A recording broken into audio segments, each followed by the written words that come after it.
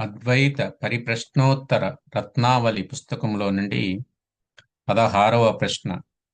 ఆత్మ సాక్షాత్కారానికి సద్గురువు అనుగ్రహం ముఖ్యమా, ఈశ్వరానుగ్రహం ముఖ్యమా అనే ప్రశ్నకు సమాధానంగా, ఆత్మ సాక్షాత్కారం అన్న పదము సరైనది కాదు.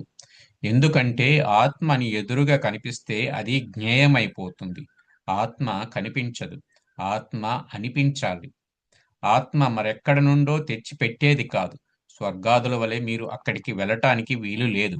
ఆత్మ నీవే అయి ఉన్నావు అని శాస్త్రము చెబుతున్నది. అది నేనే అయితే నాకు ఎందుకు తెలియదు అన్న ప్రశ్న నీకు ఉదయిస్తే శుభేక్ష కలిగినదని అనుకోవాలి. శ్రోత్రియుడు బ్రహ్మనిష్ఠుడు అయిన గురువును సమీపించి ఆ ప్రశ్నను ఆయన ముందు పెట్టు. సూర్యోదయం కాగానే చీకట్లు ఎలా పారిపోతాయో వారి బోధచే నీ అజ్ఞానం తొలగుతుంది.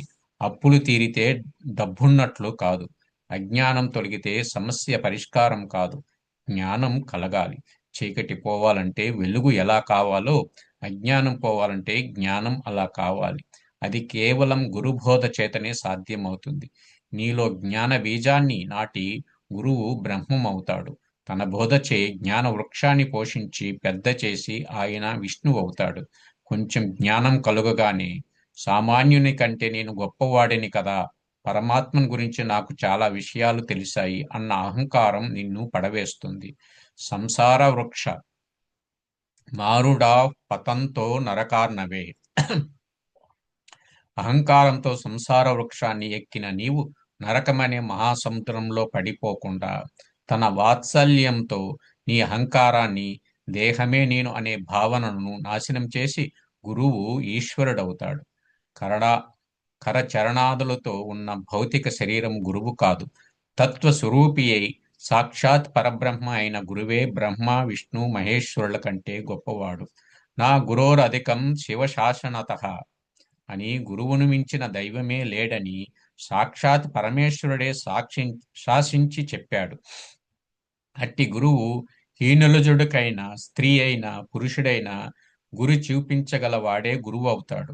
అమూల్యమైన బ్రహ్మ విద్యను శిష్యునికి అర్థమయ్యేటట్లు చెప్పాలి అని విసుగు విరామం లేకుండా బోధించగలవాడే సద్గురువు. అతడు గురి దక్షిణగా తన విద్యను మరొకరికి బోధించమని అడగడమే కాని ప్రత్యామ్నాయంగా మరేదీ కోరరాదు. అట్టి గురువు అనుగ్రహము నీకు తప్పనిసరిగా కావాలి. అతడే ఈశ్వరుడు కాబట్టి ఈశ్వరానుగ్రహము వేరే అవసరం లేదు. భగవద్గీతలో కూడా తద్విద్ధి పరిణిపాతేన పరిప్రశ్నేన సేవయ ఉపధ్యేక్షంతి తే జ్ఞానం జ్ఞానినస్తత్వదర్శినః. అర్జున, అట్టి జ్ఞానమును నీవు తత్వవేత్తలకు జ్ఞానులకు సాష్టాంగ నమస్కారం చేసి సమయమును చూచి వినయముగా ప్రశ్నించి సేవ చేసి వారి వలన నిరుంగము. వారు తప్పక నీకు ఉపదేశింపగలరు. తత్వదర్శి అయిన వాడు పరిప్రశ్న చేసిన శిష్యులకు మాత్రమే బోధించాలని చెప్పింది. నాకు బ్రహ్మ విద్య తెలుసు కదా, దారిన పోయే దానయ్యలందరికీ అర్హత చూడకుండా ఉపదేశించాలనుకునేవాడు సద్గురువు కాదు. అభ్యాస వైరాగ్యములనే యూనిఫామ్ను ధరింపజేసి శిష్యుని ఉద్ధరించాలనే తలంపు కలవాడే సద్గురువు. ఆయన అనుగ్రహం తప్పక కావాలి. రామదాసుకు కబీర్దాసు గురువు కదా. గురువు దేహం కాదు, తత్వము. ఆ తత్వము కలవారు ఎందరికైనా ఒకరి కిందకే వస్తారు. దత్తాత్రేయునికి దేహంగా 24 మంది గురువులు, తత్వముగా ఒకటే గురువు. గు కారో అంధకారస్య రూకారస్తన్నిరోధకః. మనకు కలిగిన అజ్ఞాన అంధకారాన్ని జ్ఞానజ్యోతితో తొలగించి దారి చూపించి మనలను పారంగతులను చేయు సద్గురువు నిజంగా శ్లాఘనీయుడు, వందనీయుడు. రేపు 17వ ప్రశ్న. పరమాత్మ పూర్ణుడు అంటారు కదా, అందులో నుండి వచ్చిన జగత్తు కూడా పూర్ణం అంటారు కదా. పూర్ణం నుండి వచ్చినది అంశ కావాలి కానీ పూర్ణం ఎలా అవుతుంది?